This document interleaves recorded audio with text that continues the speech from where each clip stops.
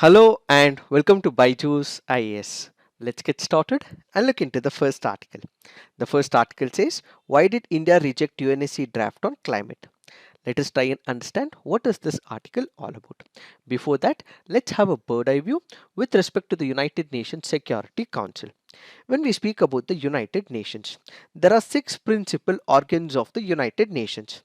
It includes General Assembly, Security Council, Economic and Social Council, Secretariat, International Court of Justice, and Trusteeship Council. These are the six principal organs. Every principal organ will also have committees, subcommittees, organizations so that all their functions can be implemented as per the original charter. Now, our focus would be primarily on the Security Council. We will not be discussing about the other five organs of the United Nations. Our focus would be primarily on the United Nations Security Council. What are the functions of the United Nations Security Council? This happens to be the principal crisis management body. What does it do? It maintains international peace and security. Let's say, for example, there are two countries or more countries as well. They might have dispute between each other. So what this Security Council will do is resolve their disputes in an amicable manner. So they will ensure that these two countries resolve their dispute, resolve their concerns with respect to each other by entering into the mode of arbitration or negotiation or through any other peaceful means. If this peaceful resolution does not happen, they may also have assertive actions as well. This is about imposing sanctions and also restoring international peace and security. And the Security Council happens to be the only United Nations body with the authority to issue binding resolution on the member states. So basically, this is one of the organs of the United Nations which helps in maintaining international peace and security. It will also investigate any dispute or situation which might lead to international friction. So there are countries which do not have friendly relationship. If this will result in human right violations, minority rights getting violated and women not being respected in that particular region, they will investigate and try to bring an end to that particular conflict in that region. They will also formulate plans for the establishment of a system to regulate armaments as well. As we discussed, this is one of the body which will regulate the disputes between two countries. What if the conflict could spiral and have spillover effects on multiple other countries? What if one country is transferring arms to another country, leading to disturbance of tranquility in that particular region? Ultimately, it is the global human rights which will be questioned. So this is where the arms and regulations will also have to be brought into picture. There needs to be an action plan which has to be considered as well. So you have the United Nations Security Council which will prevent movement of these arms, and at the same time they will come up with an action plan so that the human rights in that particular region is restored, peace and tranquility is maintained in that region. It also makes a call on members to apply economic sanctions and other measures not involving the use of force to prevent or stop aggression. Apart from ensuring that there is peaceful resolution for a particular conflict, they directly do not go with the military action. What they also ask countries is to impose economic sanctions on other countries. Let's take the example of North Korea. What happens? North Korea is one of the countries which believes in using nuclear arms to get all its advantages. So what does United Nations do? It asks United States of America to impose sanctions. It also asks multiple other countries to impose economic sanctions on these countries so that ultimately the economy does not run, so that they fall in line with the international terms and conditions. Finally, even if that doesn't work, they may also take military action against an aggressor as well. One such example is the example of Iraq, where United Nations and United States of America felt that there were large scale arms of mass destruction, which is where you have United States of America enter the fold of Iraq and also brought Saddam Hussein under the law books as well. Such has been the functions and powers that have been accorded to the Security Council. But why are we discussing about the Security Council? These are the major functions which are accorded to the Security Council.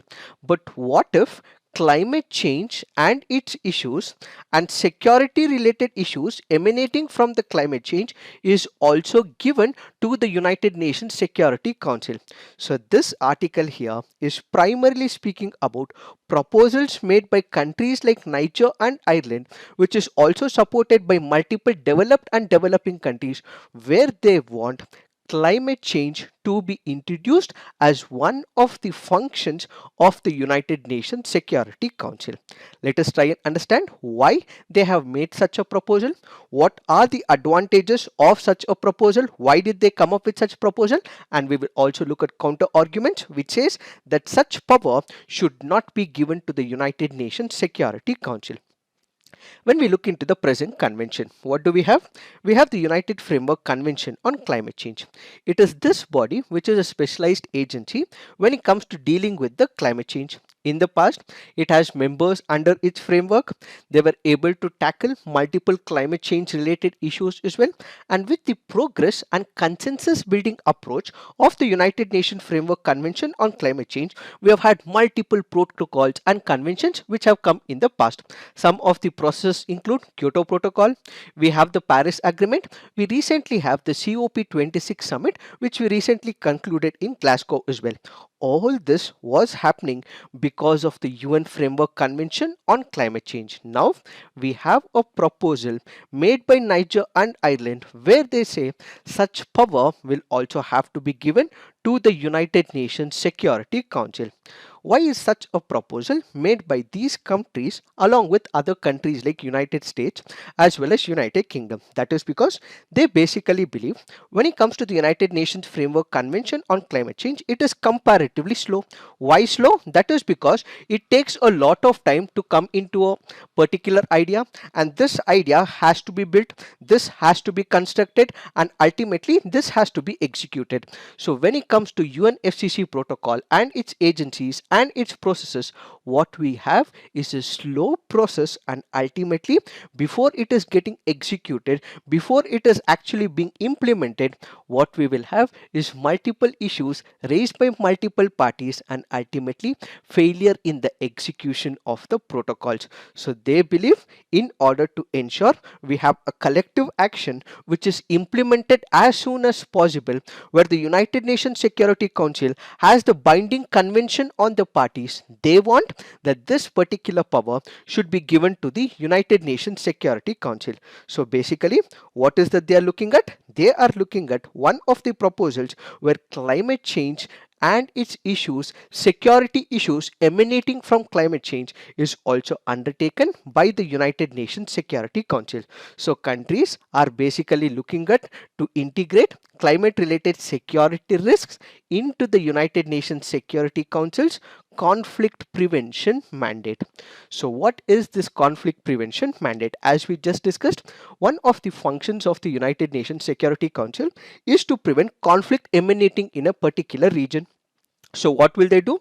They would basically want to prevent the rule of law getting violated. They also want to ensure that in case there are any security issues in that particular region, reforms are brought such that institutions are established in that particular region. So basically, they want to prevent violence. They basically want to prevent the escalation of matters. Ultimately, for what is required is an institution. So what they want to do is to create this institution, promote this institution where it is the United Nations Security Council acting as this institution in order to prevent any escalations happening from climate related issues leading to the security threats. Now you might ask me a question: how can climate change bring in security related concern?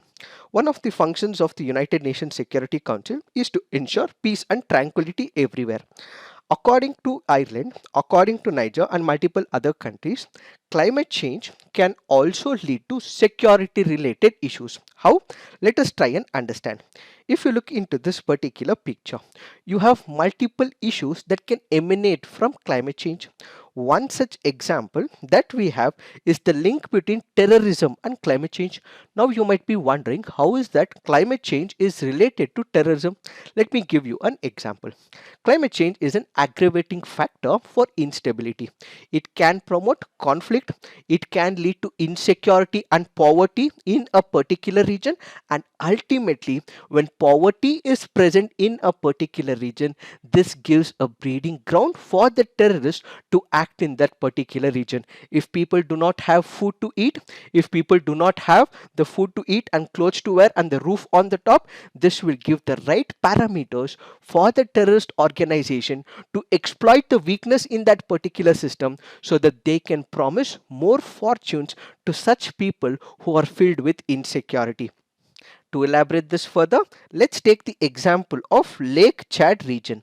Where is this Lake Chad region? It is in this part of Africa. This part is also known for prosperity. Why? Because in this particular region, people are able to fish. They're able to make use of this particular water for agriculture as well. And because of this particular lake, there are other economic opportunities as well. But during the last few years, what we have been able to see is water has been receding in this part of the lake. As a result, fishing stocks have reduced over a period of time. Agricultural activities is not become prosperous. Other economic activities have also disturbed, all because of climate change. So because of climate change, fishing, which is a major issue, is not working out. Agriculture is no more prosperous. Other economic issues have become a major problem. This is where there is loss of livelihood, and whenever there is loss of livelihood, this will lead to poverty, and when there is poverty, this is the right area for the terrorist organization to venture, and that is how climate change is promoting terrorism. Let me give you an example. In the same Lake Chad region, because the people have been the major sufferers, you have Boko Haram, which has been able to gain new recruits, particularly from the local communities. Why? Because they are disillusioned by lack of economic opportunity and even access to some essential resources. So because you have new recruits coming to Boko Haram, this is one of the examples as to how climate change can also give a fertile playground to increase of the terrorism. This is one such factor. This is why they say that since United Nations Security Council has to take care of the security parameters, has to ensure peace and tranquility in a particular region, if climate change variations is leading to birth of terrorism in a particular region, which is why United Nations Security Council will also have to discuss about climate change. The next important factor that we have to discuss is in reference to the environmentally induced migration. This is what we call as climate refugees as well. This is what is called as people moving from one part of the country, internal migration, which can happen from one part of the country to another part of the country, or it can also be inter-country migration where they may move from Africa to Europe as well, or they might move from one country to another as well. So there is environmentally induced migration. What is the issue? How is it related to climate change? How can it impact the security? Let us try and understand this. When it comes to climate change, what do we have? We have multiple rivers that are flowing not just in one country, but they move from one country to another, because rivers do not know about the political boundaries. It does not know whether it is India, Pakistan, Bangladesh, so on and so forth. So let's say, for example, there is a river which is flowing in multiple countries. Let's take the example of Brahmaputra. Where does Brahmaputra start? It starts in China. So China, because of climate change impact, may not have enough amount of water resources. So what does it do? It will construct a dam. So India also requires water. Bangladesh will also require water. Why? Because these are the low stream countries. So if China is constructing a dam, because of climate change there is very less water, it is constructing a dam, and this water is completely used by people of China. What would happen? There could be issues between India, China and Bangladesh as well. And what if there are issues in Ganga? What if because of climate change the glaciers are melting precipitating excessively, or we do not have water in the Ganga, India does plan to construct a dam, and this water also goes to Bangladesh as well. So we might have turbulence between India and Bangladesh as well. Similarly, it might also happen between India and Pakistan as well.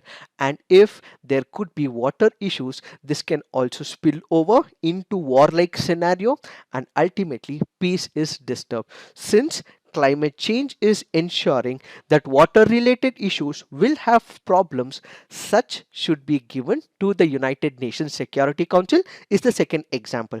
The third is with respect to the cultural and the economic opportunities. Let me explain this. Let's say for example you have the Sahel region. This is one of the regions where there is excessive desertification that is happening. So people do not have the food to eat, they do not have the agricultural opportunities, they have no work to live in this part of Africa. So what do? They start moving from Africa to Europe continent. So once they start moving from Africa to Europe, what you will also see is xenophobia. What you will also see is conflict between the African people and the people who are living in the European continent. So what you have is cultural differences, and when there is cultural differences, there will be xenophobia, there is rise of the right wing politics that takes place, and all that you would see is friction, and this could lead to violation of peace and tranquility in that region because of the cultural differences, because of people moving from one continent to another, because people have no food to eat, they do not have economic activities, they move from one part, leading to what is called as environmentally induced migration. Not only this, when people move from one part of the continent or from one country to another, these people are looking for economic opportunities. Since they are looking for economic opportunities, they would also be ready to work for less pay as well. Since they would be ready to work even for less pay, there would be people in the home country who would expect more salaries from that particular institution. So what would happen? These people would start working at low wages. There is an expectation from the native people that the salaries are comparatively high, and as a result, most of the people may take such people who have come from some other country, and as a result, there is economic friction as well. So climate change will also give rise to environmentally induced migration. It might also introduce climate induced decline in the food production as well, and ultimately what we will have is friction between countries, between continents, between people, leading to violation of peace and tranquility in that particular region. If we have to look into the statistics, according to report by Peace Research Institute CIPRI, 10 out of 21 ongoing UN peacekeeping operations are located in countries ranked as most exposed to climate change. So if you look into this particular image, there is climate induced decline in food production in such parts, and you will have climate induced degradation of the freshwater resources.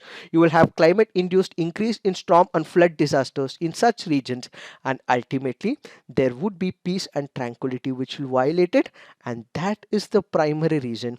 You have countries like Niger, you have countries like Ireland who propose that such an issue will also have to be discussed in the United Nations Security Council.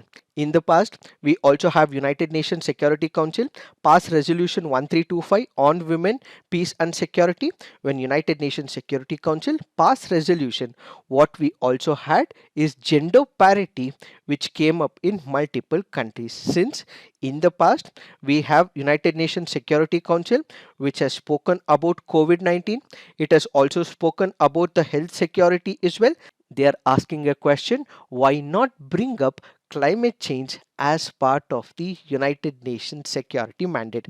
Since we have spoken about all these issues in the past, we also can bring United Nations Security Council to look into climate related issue. Say some of these people who have made this particular proposal. However, United States of America has supported it, but you also have India not supporting this. You have Russia not supporting this particular proposal. Why is India against this particular proposal?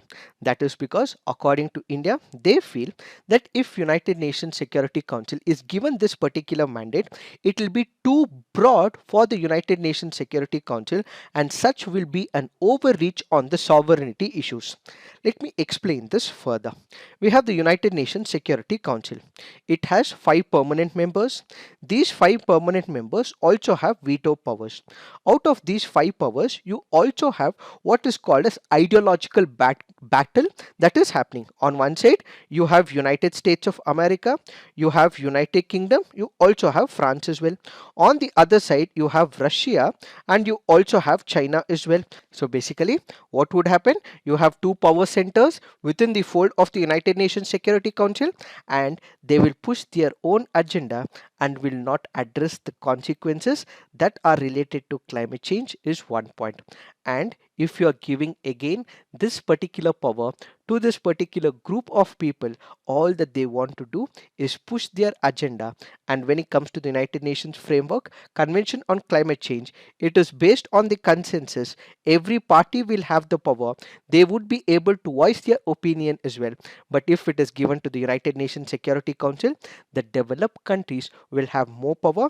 They would try to push their agenda, and ultimately it will give more powers to the world's industrialized countries. They hold a veto power, and it is they who decide the future action on climate related security issues, which should not happen. Ultimately, everyone should have the power to discuss, negotiate, and deliberate, which is why we have India, which has gone against this particular proposal to make climate change one of the aspects of the United Nations Security Council mandate. So, in the near future, what should happen? We should have countries coming together. They should be able to discuss, deliberate, discuss about the climate change issues, and the developed countries should keep up to their promises, provide finances to the developing countries, provide the technological updates, and what we require is a collective process, which is the best way as it is present in UNFCCC and not with respect to United Nations Security Council, is what is that we have to understand with respect to this article.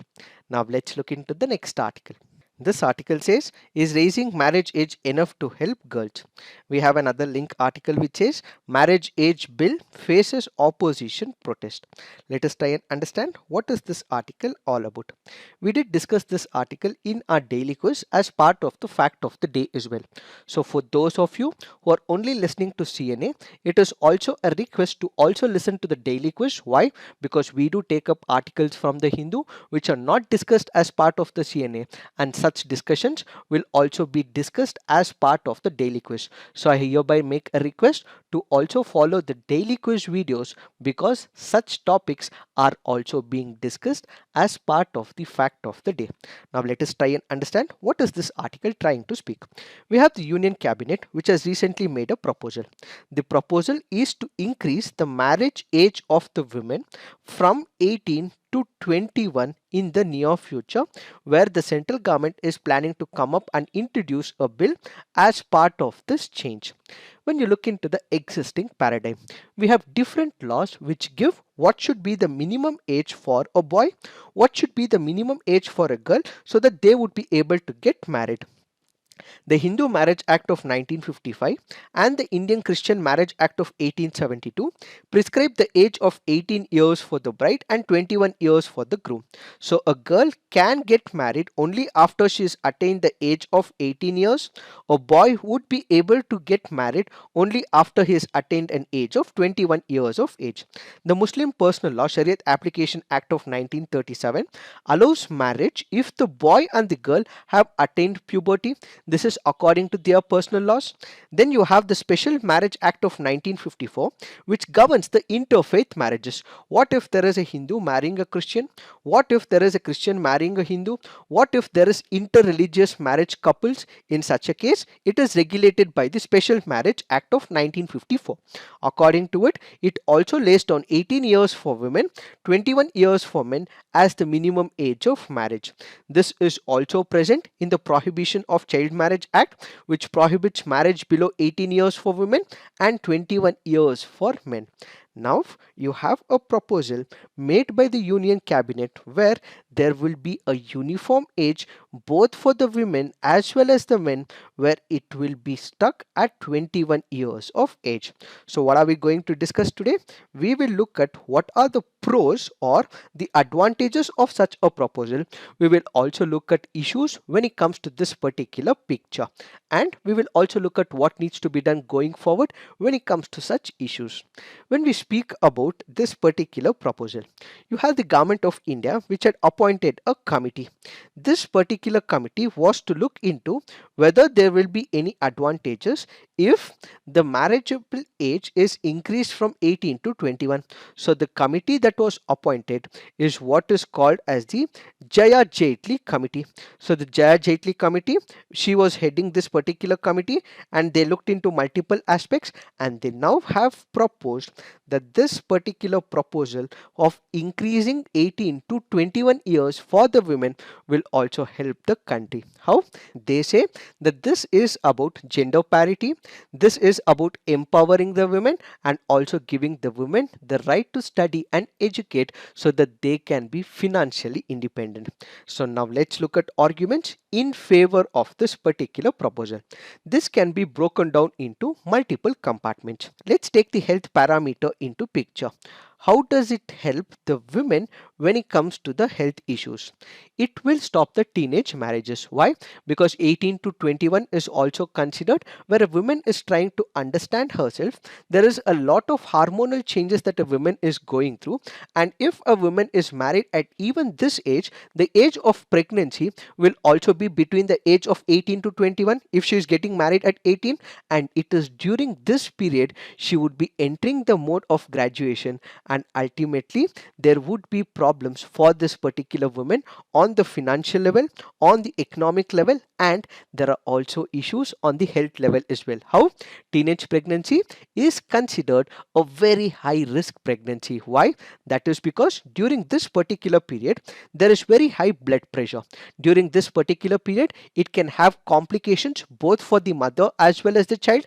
It can also result in anemia related issues as well, and during this particular period bleeding might be excessive, and it can also result in other complications as well. This has resulted in higher maternal mortality rate in the past, and during this particular period nutrition levels of the teenagers are also comparatively low. So on the health parameters, what we see is that women will have issues. When we speak about the social angle, it is about the society norms. All that we care for is the gender parity. We want to ensure that there is equality in the system. There is this distinction of man and woman is completely done away with, not the biological factors, but when it comes to the economic, financial and social perspective into picture. Now when it comes to the women, what we have is 18, and when it comes to the man, what we have is 21. So there is a clear cut distinction as to when a man can marry, when a woman can't marry. So this means when you have such proposal coming into picture where this will be completely removed, and what we will have is a uniform age for both to get married, this will reduce the distinction between a boy and a girl, and this will ensure there is equal status in the society. Then let's look into the economic angle. What will happen with respect to the economic angle? We know for the fact that education is very important irrespective of the gender.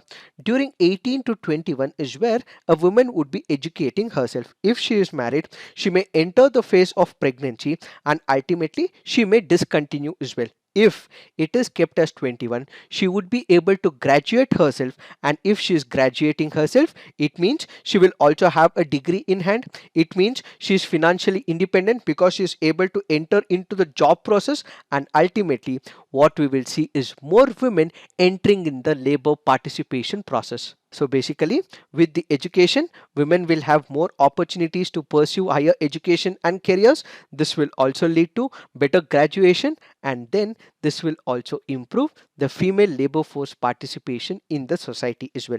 This is what happens on the economic level, and added to all of this, this will also give rise to deterrent effect as well, where if there are laws in picture, this will also ensure that people do not put their children into the mode of marriage, which is why this particular proposal is the need of the hour. But this is not all. There is another side of the argument as well, which says that this existing system is correct and we should be continuing with 18 years of age. Why? That is because one of the objective of the government why they are increasing from 18 to 21 is to ensure that child marriages does not happen. We already have laws in the system. In spite of the laws, child marriages continue to happen. So the problem is in the implementation, the problem is in the awareness, the problem is in educating. So that is where the government needs to focus and not about changing law is the first parameter. The second parameter is that we will lead women to empowerment. That is good, that is really good, but there is an alternative angle as well. That is, if women are getting married after 21 years of age, let's say they are getting married after 21 years of age, they give birth to one of the kids. The kid is still having stunting issues, it also has low weight issues. So that basically means it is not just restricted to the women and the age, but it is more restricted towards the poverty related schemes and programs. So ideally it is not about age alone. The government will have to ensure that poverty related schemes and programs should also be fought, should also be taken care by the government of India. Apart from this, we have to promote education. Number of private schools are coming up, but the number of public schools are being shut as well. So ideally the government should promote what is called as public education. The government is not doing it. It has to promote skill training and employment opportunities, which the government is not creating enough platforms. So why go after another platform where it is completely fine, but the problem is with the implementation and the execution that has to be reworked, says this article. Added to this, people are not generally going out in remote areas. Women are not allowed to participate in the labor. That is primarily because of the law and order issue. If we speak about the law and order issue, there is threat of rape, of sexual assault, which the government will have to look into. That is when people will feel secure in the remote areas, they would enter the doors of economic activity. The government should ensure that it strengthens the law implementing agencies and its infrastructure, says this article. These are the various problems. And now if you consider some of the religious community also says that they have their own personal laws. If you come up with an uniform law for the entire country, this will obviously mean it will also hit the personal laws of some of the community, says the opposition political party, which is why the present process should be as it is and the government should not meddle with this age dispute, says this article. But in the past, we have the Law Commission report of 2008 and the National Human Rights Commission, which had recommended that there should be a uniform age of marriage for both boys and girls. These are some of the arguments with respect to why the numbers have to be increased from 18 to 21. But there are also arguments which says that such numbers should not be increased. Why? Because this is against personal laws. There are other inherent issues in the system that have to be changed. So automatically this idea of child marriages will go down is some of the other arguments. But what is the way forward? The way forward is that adolescents as of now do not have a stage and a platform to discuss about the sexuality, about the physical integrity. They do not have an idea about the sex education. So the government, as part of the educational reforms, will also have to introduce this as well. The government will have to counsel the career, will have to provide social and financial support to all the vulnerable families so that they do not get their child married at the age of 18. So what we require is educational awareness. What will happen is that if this awareness is given, automatically it will push the age of the marriage. So basically what the government should do is to innovate and bring awareness to the people, is what is this article all about. It is this that we have to understand in reference to this article. Now let's look into the next article. This article says highways in the hills. The article here is speaking about the Chardham project. This is the flagship initiative of the central government. The government is spending as much as 12,000 crore, and this project was announced back in the year 2016. It aims at broadening the roads of about 900 km of national highways. This will provide all-weather connectivity, and this will cover four major shrines of Uttarakhand. Which are these? It includes Yamunotri, Gangotri, Kedarnath and Badrinath. So this project also includes Tanakpur Pithogarh stretch of the Kailash Manas Sarovar Yatra route as well. So this will provide all weather connectivity, and that is the major aspect of this particular project. However, when this particular project was proposed, you had environmentalist groups led by Dehradun based Citizens for Green Dune filed an application in 2018 in the National Green Tribunal. Why were the environmentalists against this project? That is because they felt that whenever there is a construction of the project in the Himalayan heartland, this would obviously mean there will be deforestation. There will be large scale trees which should be felled as well, and as a result, we will see excessive landslides in the near future, and that could be a major problem for the Himalayan heartland. So, the developmental activity will have negative impact on the environment, which may lead to further landslides, and ultimately, it is the people who are bound to suffer, says the environmentalist to the National Green Tribunal. But the National Green Tribunal observed that the length of each of these projects was less than 100 km, and therefore they said that the environmental clearance is not required. This is where the environmentalists were not happy with the order of the National Green Tribunal, and they approached the Supreme Court of India. The Supreme Court of India appoints the High Powered Committee. This High Powered Committee is given a particular reference to see the impact of this particular project, the negative consequences it may give rise to in the Himalayan heartland.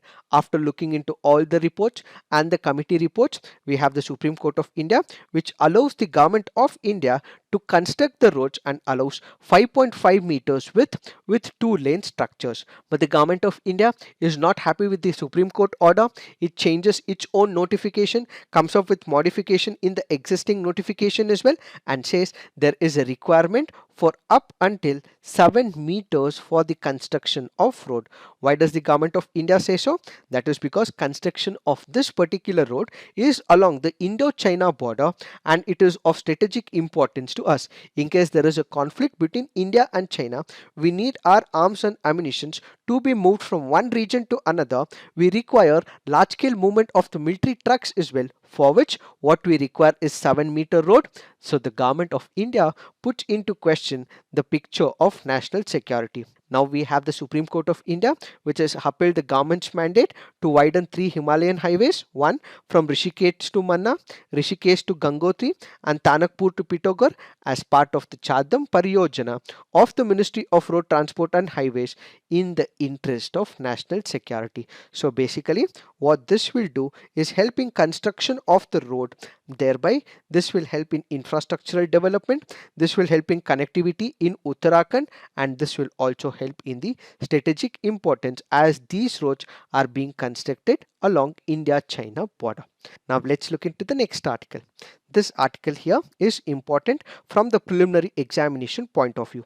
It makes a mention of the Tiwa tribe. Where are these Tiwa tribes? These are the tribes who are present in the state of Assam, and it has been given a scheduled tribe status in the state of Assam. They are also present in some parts of Arunachal Pradesh, Manipur and Meghalaya as well. Tiwa basically means the people who were lifted from below, and they are divided into two groups. One are the group which is called as Hill Tiwa. The other are the group which is called as the Plain Tiwa.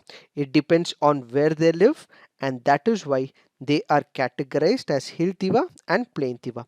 They have one of the functions or the festivals.